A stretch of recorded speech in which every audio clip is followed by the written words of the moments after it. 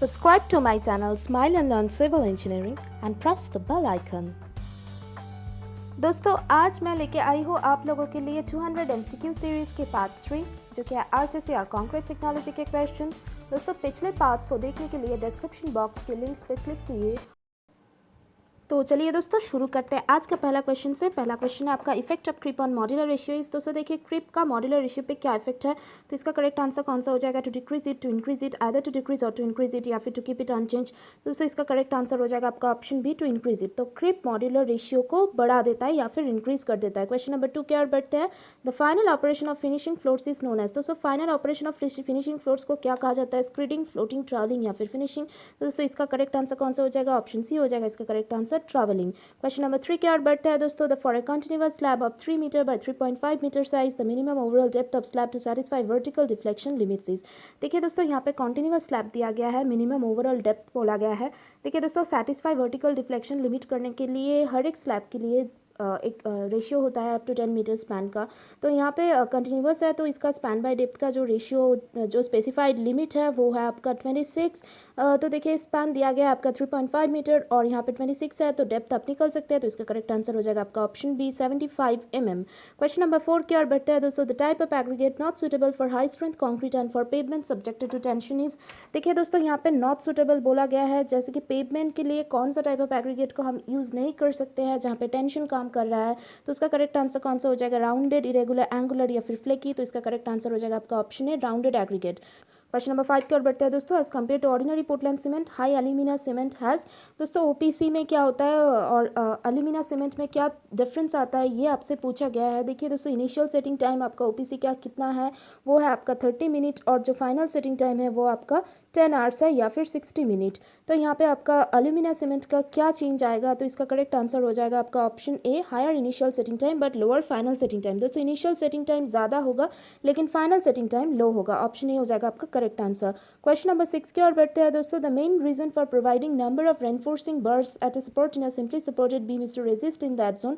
देखिए दोस्तों बहुत सारा रेनफोर्सिंग बार्स क्यों दिया जाता है सिंपली सपोर्टेड बीम में?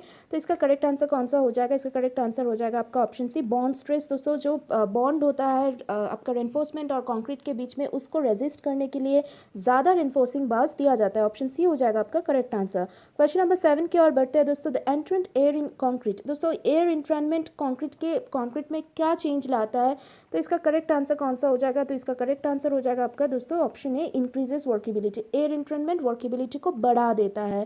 क्वेश्चन नंबर 8 की ओर बढ़ते हैं दोस्तों। According to IS 456 1978 the flexural strength of concrete is. दोस्तों फ्लेक्सुरल स्ट्रेंथ कंक्रीट का क्या है? Directly proportional to compressive strength, inversely proportional to compressive strength, directly proportional to square root of compressive strength या फिर inversely proportional to square root of compressive strength. दोस्तों flexural tensile strength है आपका FCR जिसका formula है आपका 0.7 root under FCK। तो दोस्तों इसका FCK के साथ रिलेशन है आपका रूट या फिर स्क्वायर रूट। तो ये हो जाएगा आपका directly proportional to square root of compressive strength.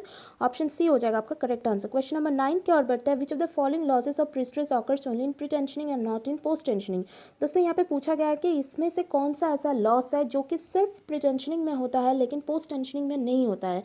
क्या हो जाएगा उसका correct answer? Elastic shortening, shrinkage, creep या फिर लॉस ड्यू टू फ्रिक्शन। तो इसका करेक्ट आंसर हो जाएगा आपका ऑप्शन है elastic shortening of concrete. Question number 10 की ओर बढ़ते हैं दोस्तों। Prestress loss due to friction. देखिए दोस्तों पिछले क्वेश्चन में हमने देखा था कि प्री टेंशनिंग में लॉस होता है लेकिन पोस्ट टेंशनिंग में नहीं होता है। यहाँ पे फ्रिक्शन का बोला गया है तो इसका करेक्ट आंसर कौन सा हो जाएगा? ऑप्शन ए हो जाएगा इसका correct answer, only in post tension beam. Question number 11 की ओर बढ़ता है। The factor of safety for steel and concrete. देखिए दोस्तों यहाँ पे स्टील का फैक्टर ऑफ सेफ्टी आपको तो पता ही है जो होता है आपका 1.15 लिया जाता है और कंक्रीट का जो फैक्टर ऑफ सेफ्टी है वो लिया जाता है आपका 1.5। तो इसका करेक्ट आंसर कौन सा हो जाएगा? इसका करेक्ट आंसर हो जाएगा आपका option B, steel is lower than that for concrete. Question number 12 की ओर बढ़ते हैं दोस्तों। While designing the pile as a column the in conditions are. दोस्तों देखिए एक पाइल को अगर हम एक कॉलम की तरह डिजाइन करना चाहेंगे तो इन कंडीशंस क्या रखना जरूरी है? तो इसका करेक्ट आंसर हो जाएगा आपका option C, one in fix रखना है और अदर इन हिंज रखना है। तो यही है कंडीशन जिसको हम पाइल को कॉलम की तरह यूज कर सकते हैं। क्वेश्चन नंबर 13 की ओर बढ़ते हैं दोस्तों। According to IS 456 1978 minimum slenderness ratio for a short column. देखिए दोस्तों स्लेंडरनेस रेशियो मिनिमम आपसे पूछा गया है जो कि शॉर्ट कॉलम के लिए कितना होना चाहिए? Less than 12, less than 18, between 18 and 24 या फिर मोर देन 24। तो इसका करेक्ट आंसर हो जाएगा आपका ऑप्शन है लेस देन 12। क्वेश्चन नंबर 14 की ओर बढ़ते हैं दोस्तों। सेपरेशन ऑफ वाटर और water sand cement from a freshly mixed concrete is known as. दोस्तों देखिए, पानी जब अलग हो जाता है कंक्रीट से उसको कहते हैं क्या है, ब्लीडिंग, क्रिपिंग, सेग्रीगेशन या फिर फ्लडिंग। तो इसका करेक्ट आंसर आपका ऑप्शन है ब्लीडिंग कहते हैं उसको। और जब कोर्स एग्रीगेट कंक्रीट से अलग हो जाता है तो उसको हम कहते हैं सेग्रीगेशन। क्वेश्चन नंबर 15 की ओर बढ़ते हैं दोस्तों। Modulus of rupture of concrete is a measure of. दोस्तों देखिए, मॉड्यूलस ऑफ रप्चर क्या होता है, वो हो जाता है आपका, जो मैंने पिछले एक क्वेश्चन में बोला कि FCR जो होता है, FCR। तो मॉड्यूलस ऑफ रप्चर क्या हो जाता है, मॉड्यूलस ऑफ रप्चर हो जाता है आपका फ्लेक्सुरल टेंसाइल स्ट्रेंथ के साथ उसका एक रिलेशन है या फिर संबंध है। क्वेश्चन नंबर 16 की ओर बढ़ते हैं दोस्तों। Flaky aggregate is said to be elongated if its length is. देखिए दोस्तों, एक फ्लेकी और इलोंगेटेड एग्रीगेट, ये मैंने आपसे पिछली वीडियो में डिस्कस कर चुकी हूँ। तो फ्लेकी एग्रीगेट को हम इलोंगेटेड कब कह सकते हैं, उसका length equal to mean size, twice the mean size, thrice the mean size या फिर 4 टाइम्स द मीन साइज। तो इसका करेक्ट आंसर हो जाएगा आपका option B, twice the mean size हो जाएगा। क्वेश्चन नंबर 17 की ओर बढ़ते हैं दोस्तों। Poisson's ratio for concrete remains constant, increases with richer mix, decreases with richer mix या फिर नन ऑफ द अबव। तो इसका करेक्ट आंसर हो जाएगा इंक्रीजेस विद रिचर मिक्स। जितना मिक्स जितना रिच होगा पॉइजन रेशियो उतना बढ़ जाएगा। क्वेश्चन नंबर 18 की ओर बढ़ते हैं। Cube strength of control concrete to be used for pretension and post tension work respectively should not be less than. तो दोस्तों यहाँ पे पूछा गया है कि जो minimum grade of concrete pretensioning के लिए कितना यूज़ करना चाहिए और पोस्ट टेंशनिंग के लिए मिनिमम ग्रेड ऑफ कंक्रीट कितना यूज़ करना चाहिए। तो यहाँ पे करेक्ट आंसर कौन सा हो जाएगा, आपका ऑप्शन बी हो जाएगा correct answer, 40 MPa and 30 MPa। ठीक है दोस्तों, क्वेश्चन नंबर 19 की ओर बढ़ते हैं। The compressive strength of 100 mm cube as compare to 150 mm cube is always. देखिए दोस्तों, यहाँ पे कॉम्प्रेसिव स्ट्रेंथ पूछा गया है। तो देखिए दोस्तों, स्ट्रेंथ क्या होता है, स्ट्रेस जो कि आपका फोर्स बाय एरिया। तो दोस्तों एरिया है यहाँ पे, देखिए 100 mm क्यूब्स का एरिया, तो एरिया जितना घटेगा आपका स्ट्रेंथ या फिर स्ट्रेस उतना बढ़ेगा। तो देखिए दोस्तों, 100 mm क्यूब्स है और 150 mm क्यूब्स है, तो यहाँ पे एरिया क्या होगा, 150 mm क्यूब्स मतलब हो जाएगा 100 mm क्यूब्स, मतलब एरिया घट रहा है, 150 mm से कम है, तो स्ट्रेंथ बढ़ेगा, यानी कि ऑप्शन बी हो जाएगा आपका correct answer, more. Question number 20 की ओर बढ़ता है। Design yield stress of steel according to AS 456 1978 is. दोस्तों यील्ड स्ट्रेस क्या हो जाएगा, यील्ड स्ट्रेस के साथ मतलब क्या संबंध है, जहाँ पे FY है आपका कैरेक्टरिस्टिक यील्ड स्ट्रेंथ, तो इसका करेक्ट आंसर कौन सा हो जाएगा, 0.37 FY, 0.57 FY, 0.67 FY या फिर 0.87 FY। तो इसका करेक्ट आंसर हो जाएगा आपका option D, 0.87 FY। Question number 21 की ओर बढ़ते हैं। T beam behaves as a rectangular beam of a width equal to its flange if its neutral axis. दोस्तों टी बीम कब एक रेक्टेंगुलर बीम बन जाता है, जब उसका न्यूट्रल एक्सिस कहाँ पे रहेगा, remains with in flange, remains below slab, coincides with geometrical centre of the beam या फिर नन ऑफ दिस। तो दोस्तों इसका करेक्ट आंसर हो जाएगा आपका option A, remains with in the flange. Flange के अंदर रहेगा तो उसे हम रेक्टेंगुलर बीम कह सकते हैं। क्वेश्चन नंबर 22 की ओर बढ़ते हैं। The diameter of the main reinforcement in slab is 16 mm, the concrete cover to the main bars is. दोस्तों अगर डायमीटर ऑफ बार 16 mm रहेगा आपका रेनफोर्समेंट का एक मतलब एक स्लैब में, तो उसका कवर क्या हो जाएगा, 10 mm, 12 mm, 14 mm या फिर 16 mm। डायमीटर दोस्तों कवर कितना रहता है, 15 mm जनरली रहता है, लेकिन यहाँ पे तो डायमीटर ज़्यादा है, 15 से जो भी ज़्यादा होगा वो डायमीटर ऑफ बार या फिर कवर, मिनिमम कवर, तो उसको हम पकड़ लेंगे। तो यहाँ पे करेक्ट आंसर हो जाएगा आपका option D, 16 mm। Question number 23 की ओर बढ़ते हैं दोस्तों। Diameter of reinforcement bar is D, anchorage value of hook. दोस्तों डायमीटर डी कहा गया, तो एंकरेज वैल्यू कितना हो जाएगा, 4D, 8D, 12D या फिर 16D। इसका करेक्ट आंसर हो जाएगा आपका option D, 16D। Question number 24 की ओर बढ़ते हैं। Modulus of elasticity E is calculated using.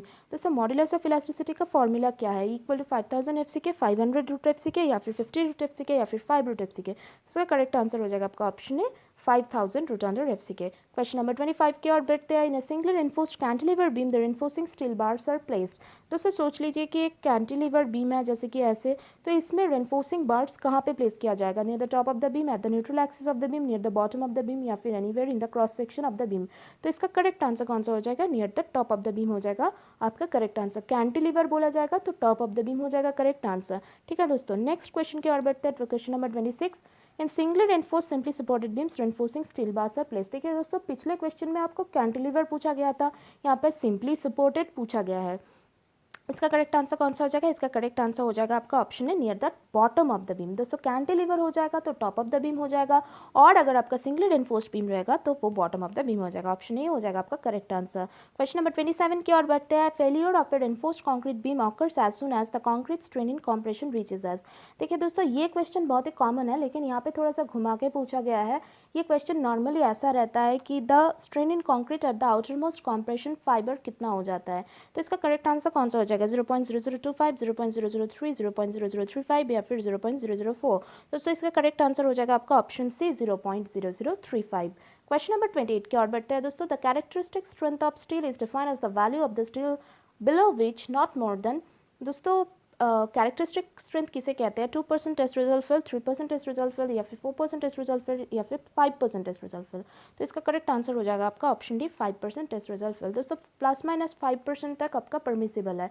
तो इसमें जो भी आपका स्ट्रेंथ आएगा उसी स्ट्रेंथ को हम कैरेक्टरिस्टिक स्ट्रेंथ से डिफाइन कर सकते हैं। क्वेश्चन नंबर 29 की ओर बढ़ते हैं। The characteristic FCK of concrete is usually refers to. दोस्तों कॉन्क्रीट के लिए ये जो FCK होता है इसको हम कौन सा पकड़ते हैं? 5 day cube strength, 7 day cube strength, 21 day cube strength, या फिर 28 डे क्यूब स्ट्रेंथ। तो इसका करेक्ट आंसर कौन सा हो जाएगा? इसका करेक्ट आंसर हो जाएगा आपका option D, 28 day cube strength. तो दोस्तों हम जो क्यूब्स जो बनाते हैं 150 बाई 150 बाई 150 mm का जो मोल्ड रहता है उसमें जो हम क्यूब बनाते हैं उससे कौन सा डेज पे मतलब 28 दिन के बाद जो स्ट्रेंथ आता है उसी को हम पकड़ते हैं characteristic compressive strength of concrete. Option D हो जाएगा आपका करेक्ट आंसर। क्वेश्चन नंबर 30 और इस सेशन का लास्ट क्वेश्चन जो है उसके और बढ़ते हैं। The criterion of vertical deflection is satisfied for ratio is not greater than simply supported beams for span up to 10 metre. देखिए दोस्तों पिछले एक क्वेश्चन में कॉन्टिन्यूअस स्लैब का एक डिफ्लेक्शन लिमिट्स पूछा गया था, तो उसमें आपका लिमिट्स पूछा गया था। तो यहाँ पे देखिए दोस्तों हमारे जो कैंटिलीवर होता है उसके लिए क्या हो जाता है, उसके लिए आपका लिमिट्स हो जाता है आपका 7, और जो आपका सिंपली सपोर्टेड बीम रहेगा तो उसके लिए लिमिट्स हो जाता है आपका 20, और अगर वो कॉन्टिन्यूअस बीम रहेगा तो उसके लिए आपका लिमिट हो जाता है आपका 26। तो दोस्तों यहाँ पे पूछा गया कि सिंपली सपोर्टेड बीम, तो इसका करेक्ट आंसर हो जाएगा आपका ऑप्शन बी, 20।